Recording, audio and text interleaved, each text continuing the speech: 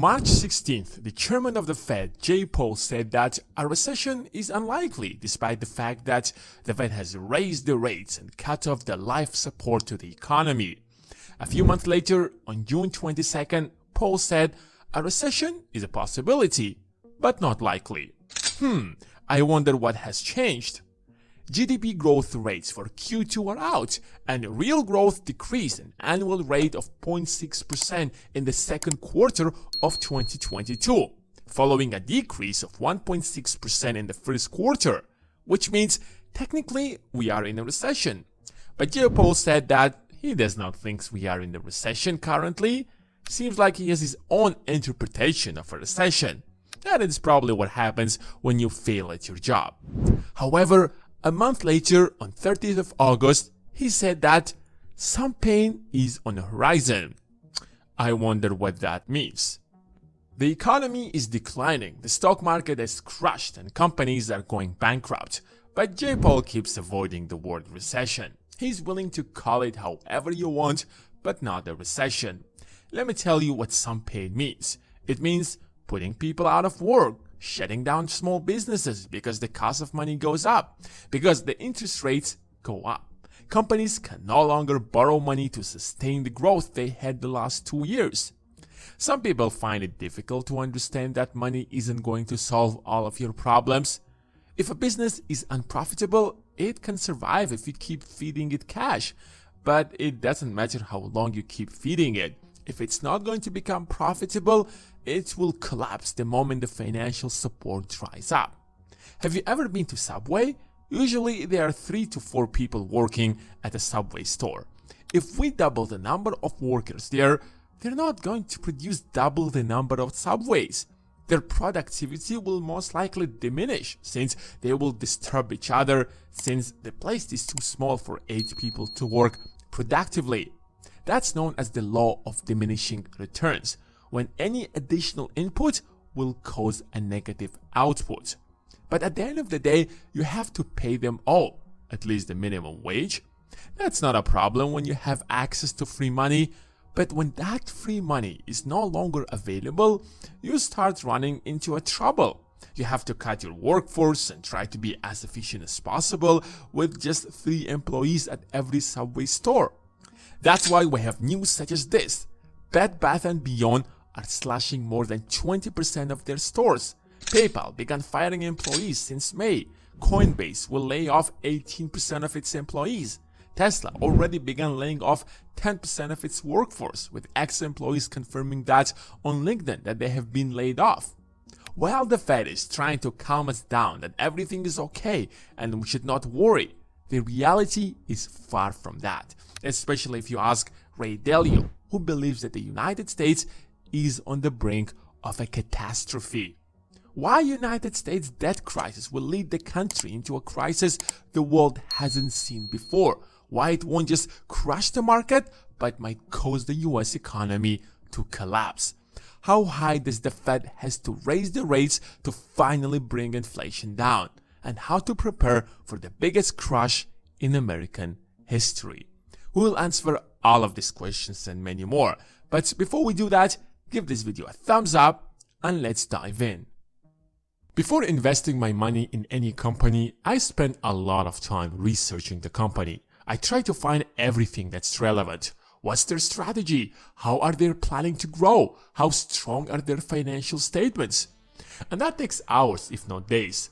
Wouldn't it be great if there was an app that would speed up the process and summarize 8 hours of research to just 10 minutes? The main job of the Federal Reserve is to protect the value of the dollar, to keep people's faith in the dollar, to make sure that your dollars tomorrow won't become worthless.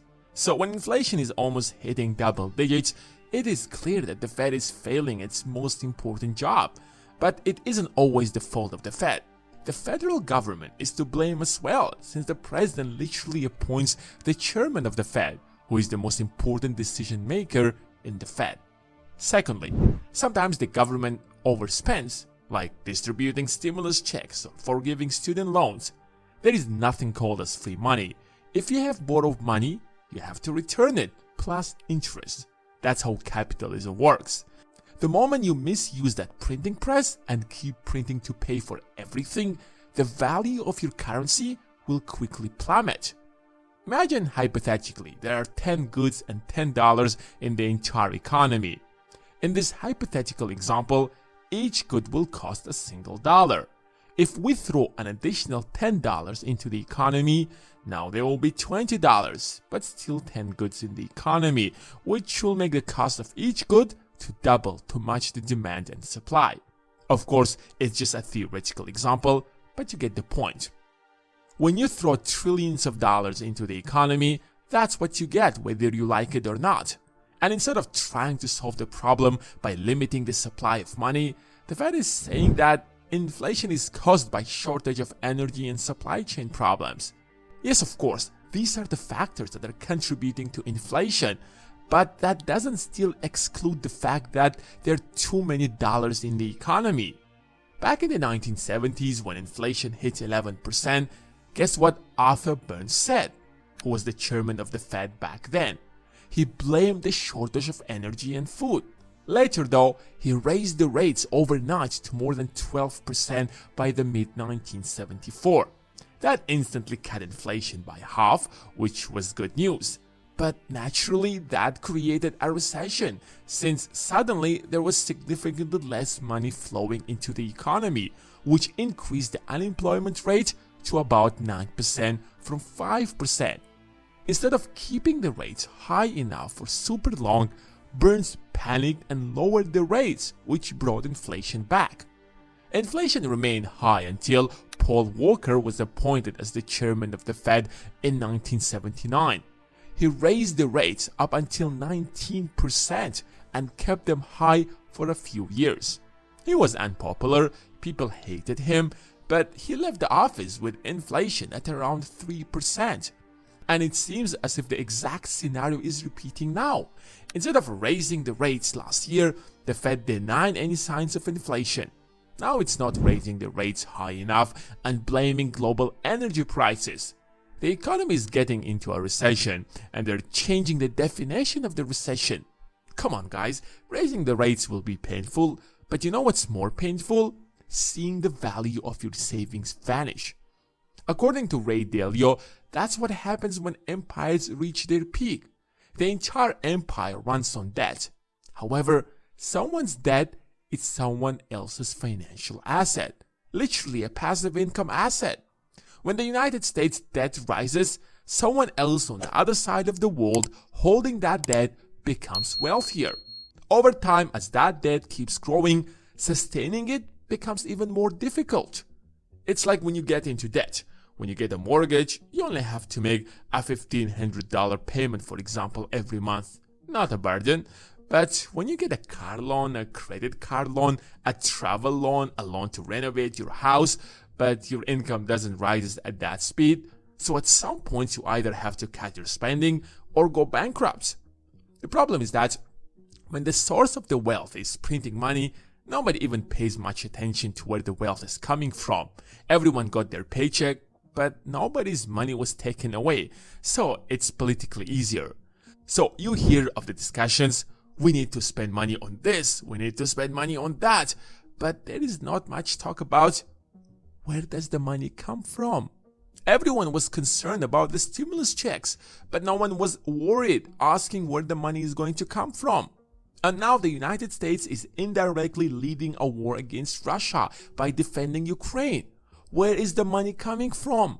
Student loan forgiveness? Where does the money come from? The list goes on.